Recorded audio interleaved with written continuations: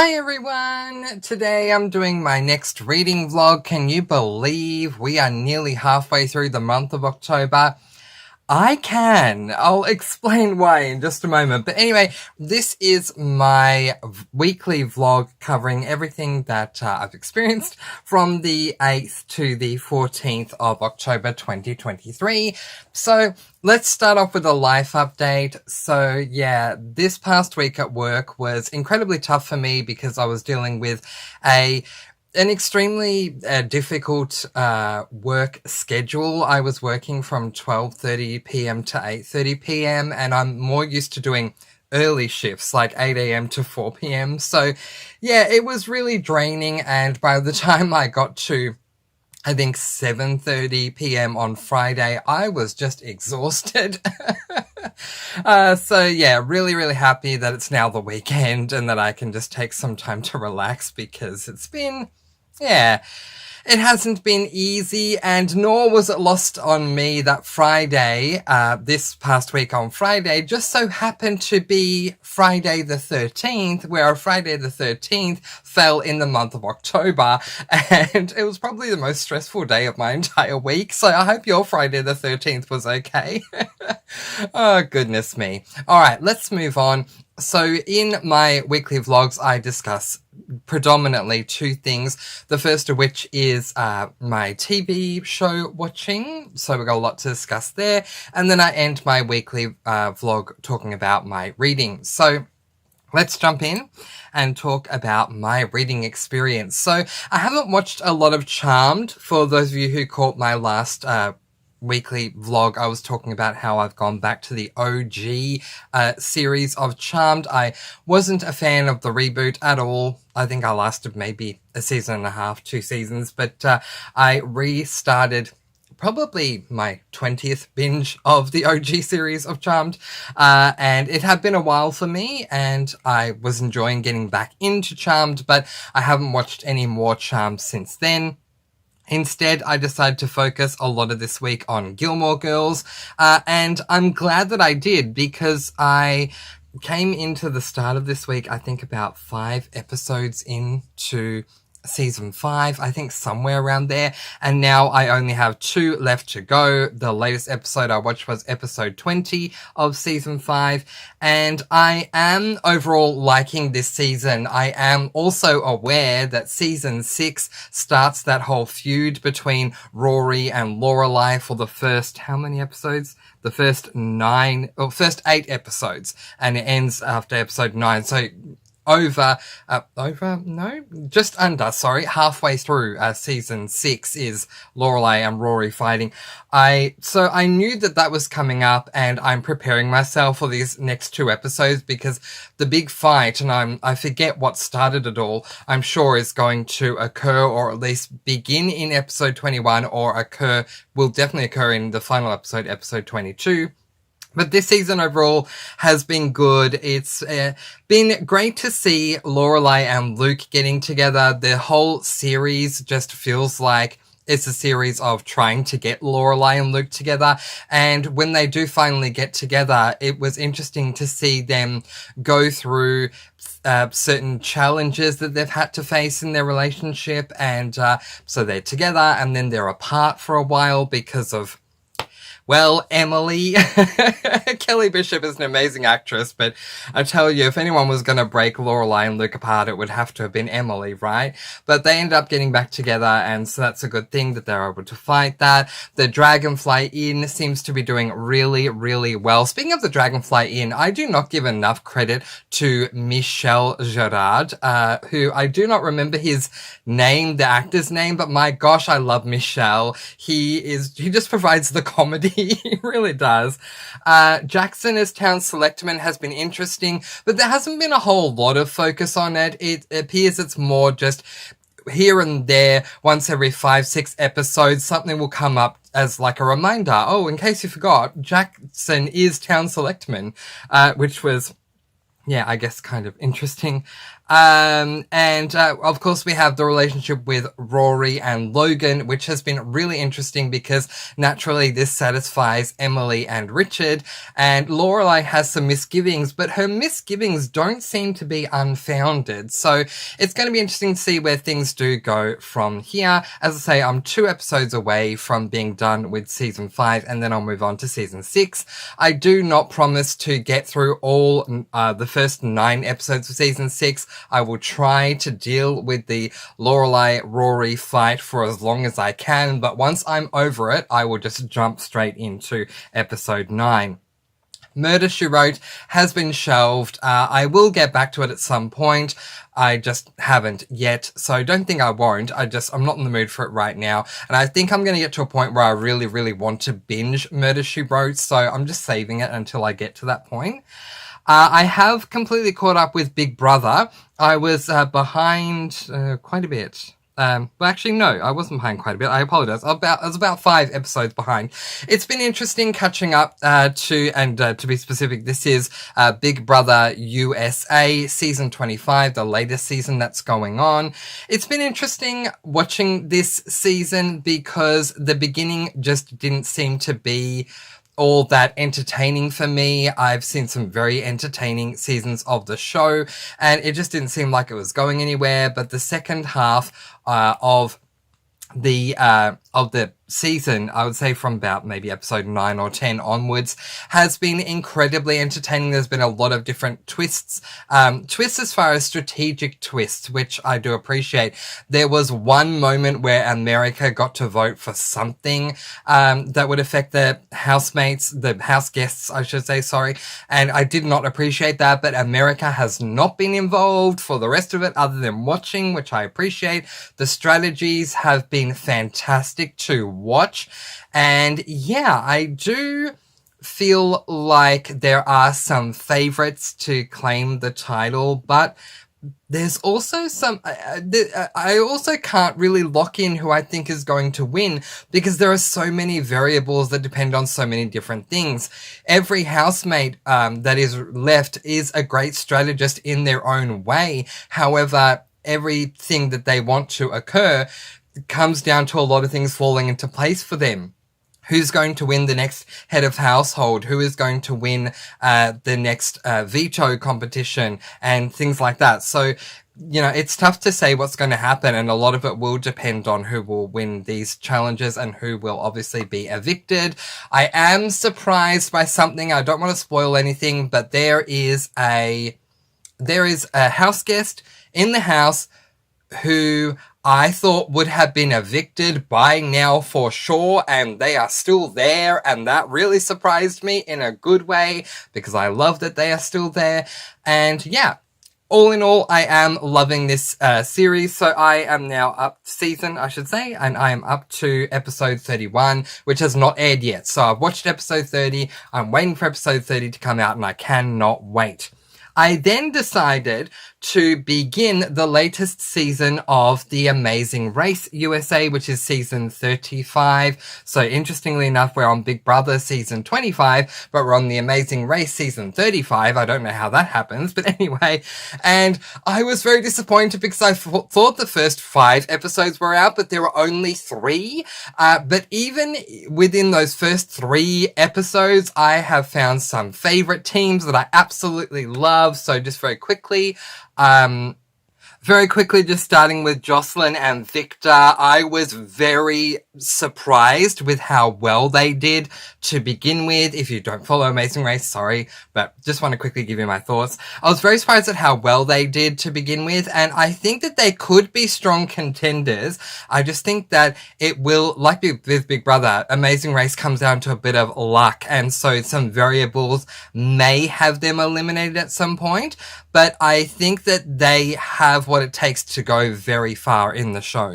Liam and Jeremy, I am massive fans of theirs. Okay, so I'm not a fan of the backstory, but I did watch theirs because they seemed like they were going to be a whole lot of fun. They are two brothers who haven't spoken for a long time, but they're now reconnecting. And I just think that they work together really, really well. I find them to be an intriguing team, and I'm really intrigued to see how they're going to go, especially in episode 4. I absolutely love Joe and Ian, but I feel like it's mandatory for me to love any male couple. But I mean, I do. I don't have a reason not to love them. One of them reminds me of Parvati from Survivor. For those of you who don't know, Parvati is extremely strategic, and she will do whatever she needs to do in order to win. And one of the guys, I don't remember which one, he seems very much like that as well. He's going to do whatever he needs to win, which you need someone like that in a season of a reality show. But I think that they're going to be a fun couple. They're very opposite in the way of, like, one can get really stressed and the other is very calm, and a lot of other opposites they have that allow them to work really well together, just going off of each other. So yeah, I am intrigued by them as well. But I have a massive love for Rob and Corey. For those of you who don't know, Rob is Corey's father. He is deaf, as is his wife. So Corey is a coda, which is a child of deaf something. I don't remember what it is. But anyway, so Corey grew up with these deaf parents, and Corey is hearing. He has no issues with his hearing. He's not deaf, but my heart goes out to the deaf community. I don't know what it is. I mean, yeah, how can anyone's heart not go out to the deaf community anyway? I mean, it's tough. It must be a very tough struggle for anyone who is deaf to get through life compared to someone who can hear. But just in general, I feel a very strong bond and connection to the deaf community, especially in America. I don't know why I don't have any deaf friends or family members, but I just feel a lot of love for the deaf community in general. And so the fact that we have Rob, who is deaf, with his son who is hearing, I think it's going to be amazing just to watch them and see how they compete. Very quickly, speaking of the deaf community, if you weren't aware, and this may intrigue you to watch Big Brother, Matt on the current season of Big Brother is deaf as well. And in the latest episode, something came up about him being deaf. And it was interesting, and I'll very quickly say what it is because it's not a spoiler.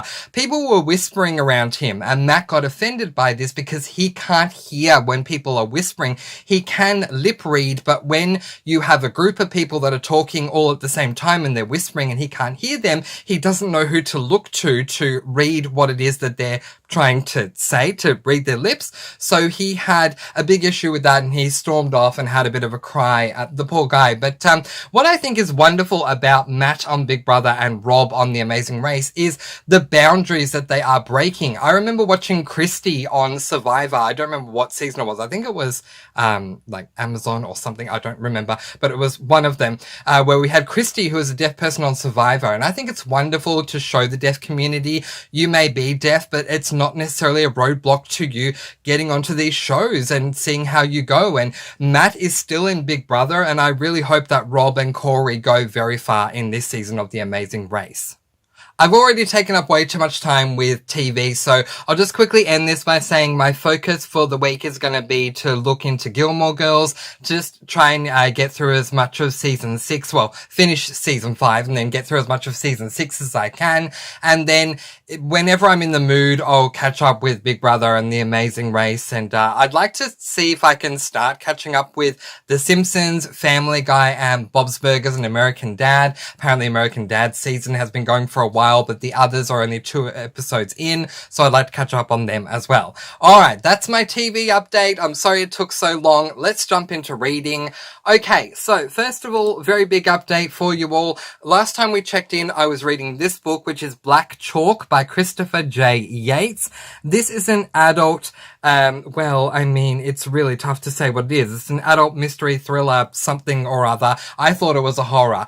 Look, what I'm updating you all on with this is that that I've shelved it. I have actually placed this book onto the back of this month's TBR, and that is because I had other books that I was more excited about. I have not DNF'd Black Chalk.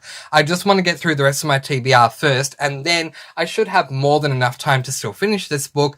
But yeah, so I've shelved it. I think I'm about 100 pages in or something like that, and I will pick up with that one when I get to the end of the month.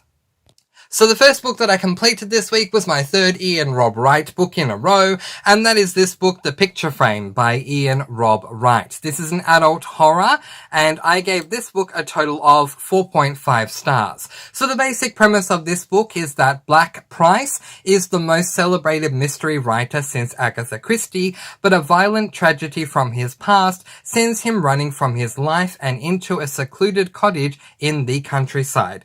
Selfishly, he drags his family with him. Blake and his 10-year-old son Ricky find something buried in the dirt, an antique picture frame. It changes everything. What Blake first considers a lucky find soon reveals itself to be something far more sinister. An ancient evil has been released, and it will stop at nothing to complete its mission. So to my thoughts, while I definitely preferred this in comparison to Animal Kingdom, the ending left me a bit disappointed. I love that there was a fantasy layer added to this horror, and can understand what Ian Rob Wright was going for with the ending, but I still felt very let down by it. I'm used to Ian Rob Wright's harder-hitting horrors, and this wasn't on par with those. I highly recommend this book to those who love fantasy mixed with their horrors and who prefer for their horrors to not be too dark. I docked only 0.5 stars for the disappointing ending though, and look forward to my next Ian Rob Wright book. Once again, I gave this one 4.5 stars. So the next book that I picked up was my fourth in a row and final Ian Rob Wright book for the month of October, and that was this book, 12 Steps by Ian Rob Wright, and another adult horror. Not only is this my last Ian Rob Wright book for the month, but it is my last horror book for the month. I did not get to 6 horrors this month, but my TBR was dominated by horrors because I'm not reading 4 or more of any other genre, and I have read 4 adult horrors, so that will help me to complete that goal, that horrors dominated the month of October. I am very much considering changing that goal for next year to not necessarily be to have my October TBR dominated by horrors, but rather to ensure I read a certain amount of horrors throughout the year, because I've really loved reading horrors throughout the year, but after reading the 4th book, which we'll get to in just a moment, I was over horrors and needed something else. But anyway, the final Ian Rob Wright and horror book that I read for this month was this book, 12 Steps by Ian Rob Wright, an adult horror. So the premise of this book is that we follow a man by the name of Adam, who is in an AA meeting with other AA members, and just as the meeting is being wrapped up, there is a issue with the electricity because there's a storm going on outside, and Adam ends up noticing a white face in the window, which obviously freaks him out. What can I say? It's a short story, so there's not a lot I can say, but obviously there is something going on with this white-faced person who is outside, and a horror ensues from there. Okay, so one thing I'll add to this is that there is a forward introduction by Ian Rob Wright in this particular book, and he discusses how he felt that he used to drink too much and how that is changing now. And so I feel that even though this is a work of fiction, this is something that would have come about owing to fears that Ian Rob Wright would have had himself with his drinking and the amount of drinking he and his wife, I think both of them, were doing prior to this book being released. But they've made some changes now to live a more healthy lifestyle and to not drink as much. As far as my thoughts and feelings on this book were concerned, look, this one was okay. I ended up giving it 4 stars, but just like with all of the 4 books that I read this month from Ian Rob Wright, what let me down with this one as well was that it wasn't as much of a hard-hitting horror as I'm used to with Ian Rob Wright's books. So I will say, if you're not looking for hard-hitting horror, then any of the 4 books that I read this month by Ian Rob Wright, I do recommend to you. But if you are looking for something really hard-hitting, then I had a hard-hitting horrors recommendation video that came out very recently. So please do go and check that out, because those are extremely hard-hitting and extremely horrific, but in a good way. Whereas the 4 that I read this month weren't anywhere near as horrific as those ones are that I have recommended for you in that video. In saying that, Ian Rob Wright is a master author, and it's not to say that I don't appreciate his books, and I do remember reaching out to Sean Horton a couple of years ago, who said to me that everyone's definition of what constitutes a horror is different. So just because I have my own thoughts and feelings on what I want a horror to be, and I do dock stars if I don't get that because I base my star ratings on my own enjoyment, doesn't necessarily mean that these horrors aren't good books. So I did still rate all of them either a 4 or a 4.5 stars, with 12 Steps getting 4 stars from me, because as just books that you judge on their own as being books, they are great books. I just feel that they could have gone a lot further for me, given what I have already experienced with Ian Rob Wright. And I hope that the next book I read by Ian Rob Wright, which I will be reading another one next month, because I want to read as many Ian Rob Wright books as I can, I hope that one is a lot more horrific than these 4 have been that I've read so far. But yeah, look, the book's okay. I appreciated as well that there was a reason as to why everything was going on that did make sense. So I won't say what that is, because obviously that's a big reveal that comes towards the end of the book. But yeah, it very much tied a lot in and made it all make sense, rather than a random slasher thing that doesn't make any sense at all and you're just in it because it's a slasher thing. This was the horrific elements that were playing out in this book happen for a reason, and you find that reason out towards the end, and that makes sense, and I did appreciate that.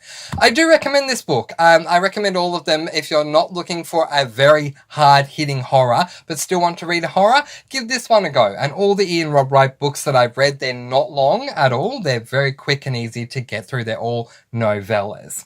Alright, so once I finished 12 Steps, I could not wait to get onto something completely different to a horror, because I love, I'm very eclectic in my reading. I read so many different genres. So the idea of just reading the same genre over and over and over and over again, regardless if it's horror or not, is going to annoy me. I need a refresher. I need to read something that's not that same genre. So I needed something very different to a horror, and thank goodness for me, I had a cozy mystery in my TBR somehow, because I only had one, and so that became the next book I picked up, and it is this book, Mischief Nights Are Murder by Libby Klein. This is an adult cozy mystery, and it is book number 8 in the Poppy McAllister mystery series.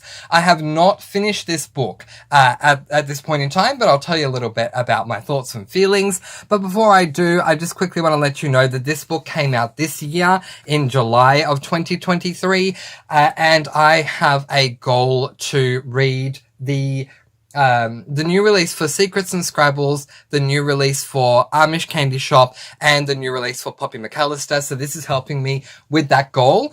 And provided these series continue on, which we have at least had confirmation from Amanda Flower that Amish Candy Shop will continue on, then I am definitely going to have it as my goal again next year to read the new releases in 2024 for those same series, Secrets and Scrabbles, Poppy McAllister, and Amish Candy Shop. So I can't wait to read them.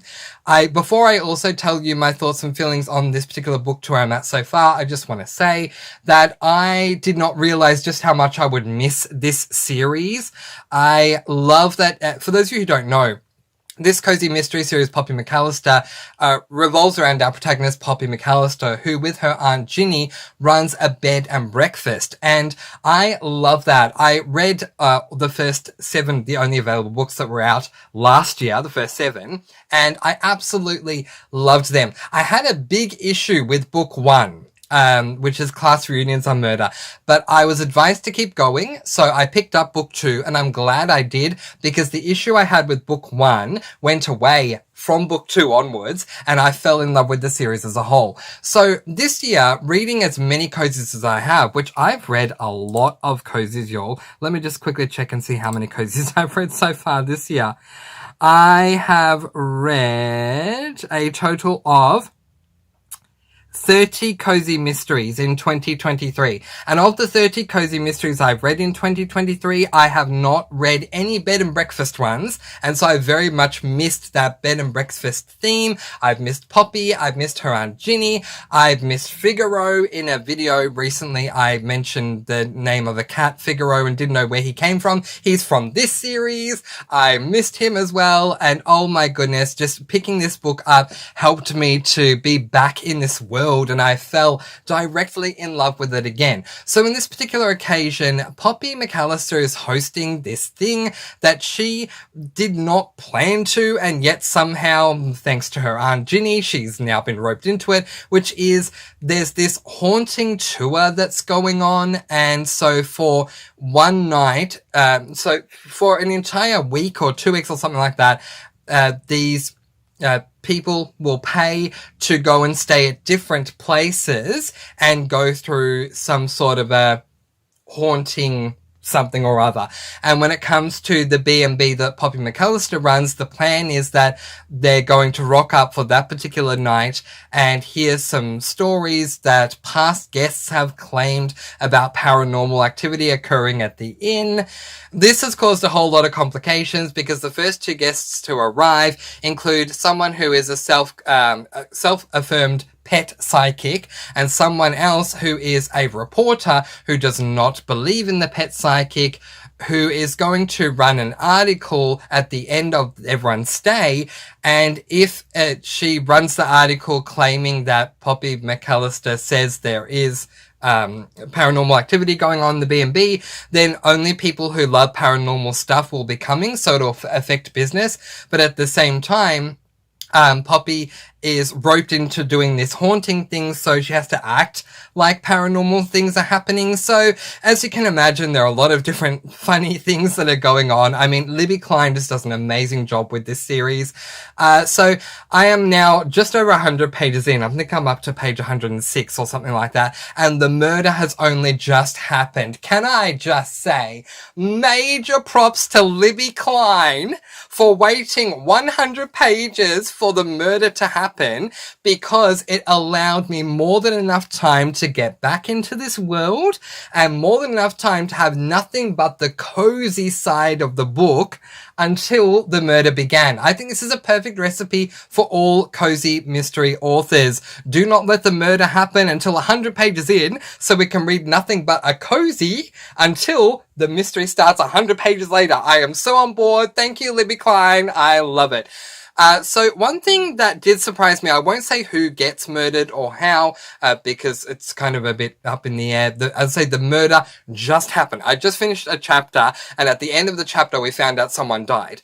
One thing that I'm a bit confused about is the person who died, we don't know them that well at 100 pages in. So I was very convinced that it was going to be someone. I had an idea in mind of who it was going to be, and it wasn't them. It was someone we really don't know. So I'm going to be intrigued to see how things move forward from here with this.